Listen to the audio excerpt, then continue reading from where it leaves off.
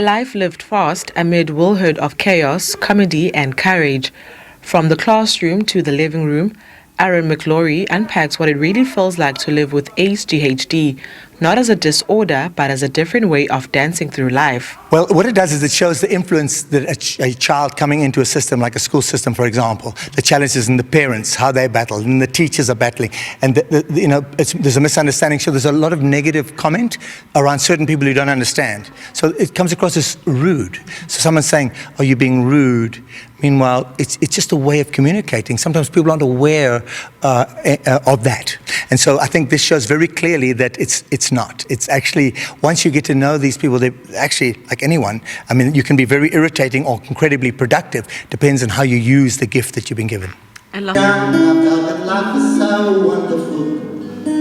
it. Having been diagnosed himself, along with several family members, McIlroy offers a deeply personal and hilarious take on how ADHD affects life at school, at home, and in everyday interactions. Obviously on the spectrum. I wouldn't have just decided to do a show like this unless I'd lived it.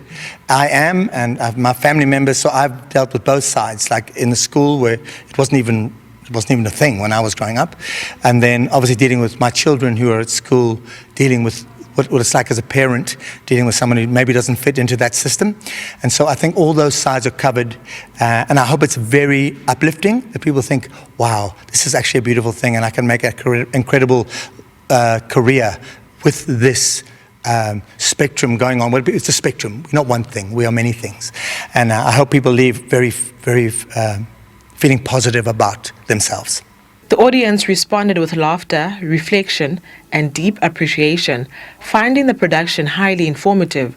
They want to see it translated into other South African languages to reach even more communities. What I just watched was actually a beautiful piece of work. I think it was very informative, especially about how ADHD presents on children, specifically the hyperactive type of ADHD, which I think, as it was depicted in the piece, is actually quite a very misunderstood disorder.